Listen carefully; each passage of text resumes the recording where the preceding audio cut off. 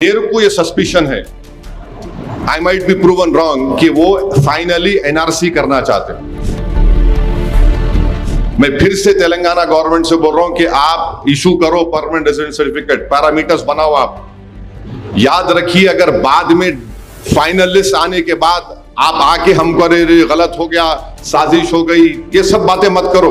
अभी ये time react करने का है, कंस्ट्रक्टिव काम करने का है। ममता बनर्जी अपना इलेक्शन हार गई, स्टालिन अपना इलेक्शन हार गए। ममता बनर्जी तो अपना बूथ में इलेक्शन हार गई, जहां घर था उसका। ये लोग समझ रहे नहीं, ये लोग जितने लॉयर्स यहां पर आए और जो यहां पर नहीं आ सके, प्लीज आपकी सर्विसेज की बेहद जरूरत है। अगर आप लोग आगे बढ़ेंगे, ड्राफ्ट लिस्ट आने के बाद आपको ये बहुत बड़ा अजर मिलेगा अल्लाह सुब्हान ताला के पास से, क्योंकि ये आपको अपनी काबिलियत दिखाना है और जेन्युइन वोटर को उसका राइट मिलना है। आप जानते हैं कि देखिए, अभी आप साबिर भाई भी देखे होंगे, यूनियन होम मिनिस्ट्री ने एक हाई लेवल कमीशन बनाया रिटायर्ड सुप्रीम कोर्ट के जज को, और उनको यह बोला गया है कि जहां जहां डेमोग्राफी में चेंज आए, जहां जहां अचानक आबादी बन गई, वो कमीशन इसको देखेगा। और तीसरी बात जो अमित शाह ने वो मीटिंग ली, उसमें कहा कि जो नाम एसआईआर में जो 6 करोड़ नाम एक्सक्लूड हो गए, वो उसको भी चेक करेंगे।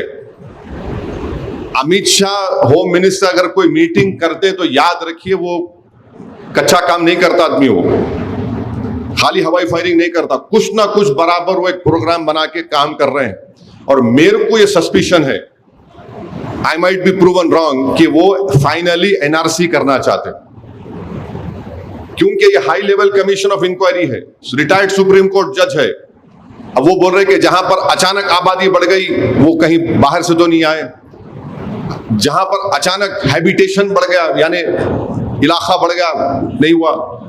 रिटायर्ड सुप्रीम कोर्ट जज को बिठाकर वजीर दाखिला मीटिंग ले रहे हैं। तो इसीलिए मैं कह रहा हूं सबसे, ये एसआईआर एक आसान काम नहीं है, और ये खुल के बोल रहा हूं, ये इंक्लूसिव एक्सरसाइज नहीं है, ये एक्सक्लूजन के लिए बनाया गया है। मगर हम क्या करेंगे, हमको करना है। सुप्रीम कोर्ट, आप जानते हैं, सुप्रीम कोर्ट का जजमेंट लॉ बन जाता है। तो इसलिए हम तमाम को मिलकर ये काम करना बेहद जरूरी है। मैं फिर से तेलंगाना गवर्नमेंट से बोल रहा हूं कि आप इशू करो परमानेंट रेजिडेंट सर्टिफिकेट, पैरामीटर्स बनाओ। आप याद रखिए, अगर बाद में फाइनल लिस्ट आने के बाद आप आके हमको अरे गलत हो गया, साजिश हो गई, ये सब बातें मत करो। अभी ये टाइम रिएक्ट करने का है, कंस्ट्रक्टिव काम करने का है। तो हम उम्मीद करते हैं कि हमारे यहां पर इस बात का डिमांड हम इसलिए कर रहे हैं ताकि गवर्नमेंट को मालूम हो सके, और ये गवर्नमेंट समझो इस बात को। ये लोग समझ रहे नहीं, ये लोग मजलिस को बदनाम क्यों करते, अरे इनू एक्साइटमेंट में आ जाते। अरे भाई, एक्साइटमेंट नहीं है, दूध का जला छाछ को भी फूक फूक के पीता ना। पूरे बिहार में मैं देख के आ रहा हूं, तो इसीलिए ये लोग समझ रहे नहीं बेचारे। खाली एक मीटिंग, रिव्यू मीटिंग। अरे रिव्यू मीटिंग क्या होता जी? तुम एक डिसीजन लो, लेके बोलो तेलंगाना के गरीबों के लिए हम परमानेंट रेजिडेंट सर्टिफिकेट दे रहे, आप दे जारी करो।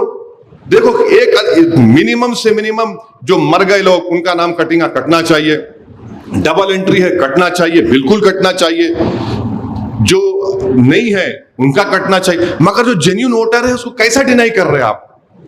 और खास तौर से ये हाई लेवल ऑफ इंक्वायरी जो हमारे होम मिनिस्टर साहब बनाए, स्पेशली फिर सुप्रीम कोर्ट ने बोल दिया इसे को कि you forward those names whose names have been excluded from SR to the competent authority का अफेयर्स है। ये हाई लेवल ऑफ कमीशन बना दिए। तो ये सब चीजें हैं। हम उम्मीद करते हैं कि रेवंत रेड्डी साहब, ठीक है, आप टाइम नहीं दे रहे मिलने का, मत दीजिए, मेरे को इतराज नहीं है।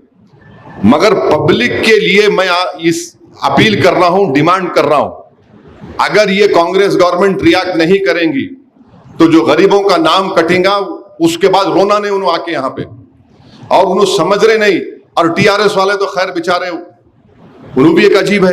अरे तुम मेन अपोजिशन है बाबू, तुम 10 साल हुकूमत करे, लेटर लिखो इलेक्शन कमीशन को कि भाई ये 3 डॉक्यूमेंट नहीं है हमारे पास। इलेक्शन कमीशन क्या बोल रहा है कि वो 12 डॉक्यूमेंट एग्जॉस्टिव नहीं है, मगर एग्जॉस्टिव ही है वो। In letter and spirit it is exhaustive only.